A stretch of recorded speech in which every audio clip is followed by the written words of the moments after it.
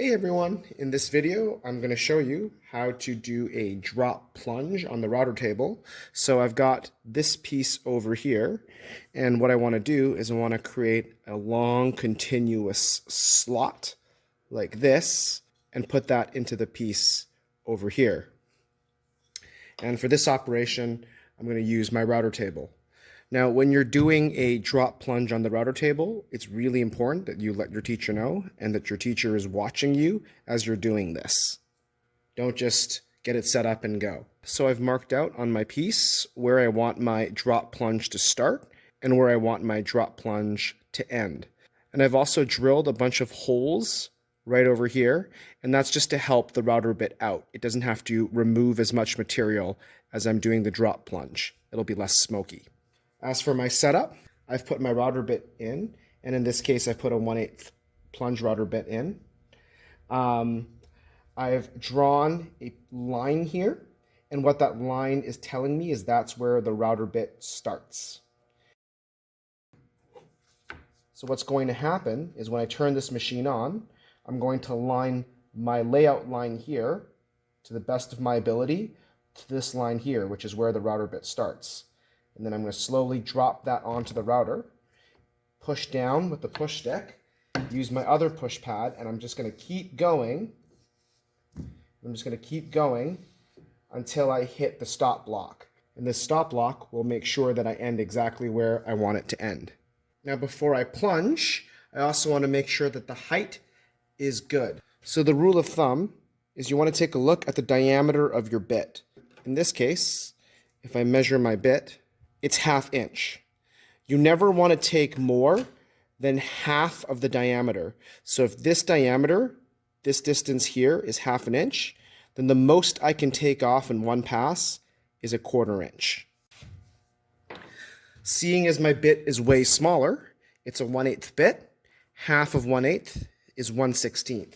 So I got to make sure that the most I'm taking off is 1/16. You'll also want to make sure that you have your push pads ready to go. You do not want to be doing this just with your hands. And of course, you want to have an adult nearby who's watching and supervising you as you're doing this. With our router set, let's do our first plunge. You're going to turn the router on. You're going to lay it up like this. And your job is to get this pencil line to line up and drop right onto this line over here. So we're going to get our push pad ready, and we're going to slowly bring that down. Perfect. Now we're going to slide it over to our stop block.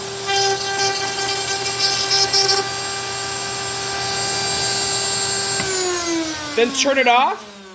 Keep the push pad on for even pressure, and wait for that to come to a complete stop.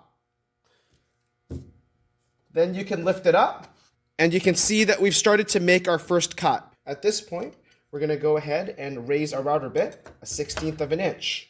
I know that 1/16 of an inch is 1 full revolution, so I'm going to spin this 1 full circle. And now I'm going to repeat that step again.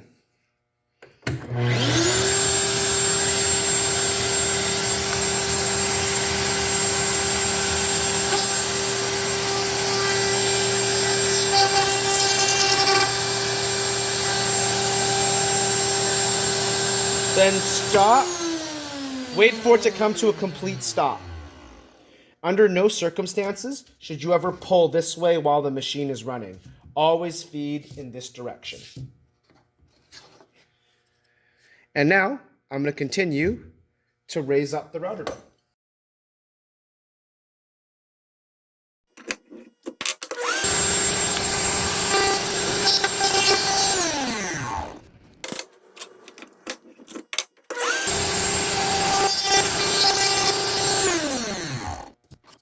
All right, at this point, as we've continued to drop and do our plunge, we're actually reaching the end of the router bit. At this point, the router bit starts to flare out. So what that means is I'm actually going to have to re-lower this router bit back to 1/16 of an inch. So I'm going to go ahead and do that. I'm going to have to drop it down from the other side. And eventually, as I keep passing it through, the two slots will intersect and align. So let's do that. So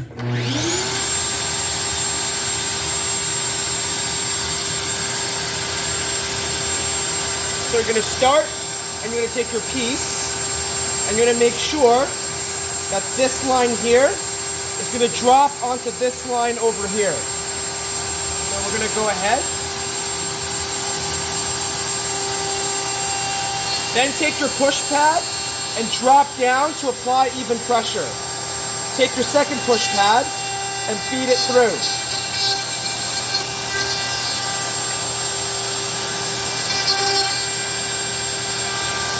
Once you hit the stop block, stop the router and wait for the router to come to a complete stop.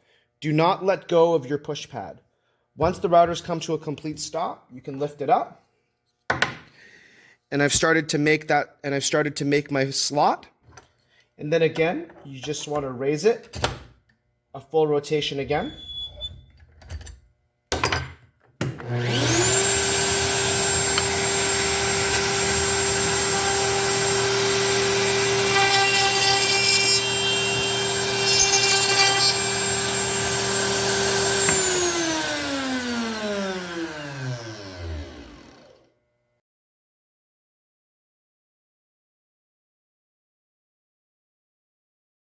You can sort of see that the two slots that I've made have now met exactly where they're at.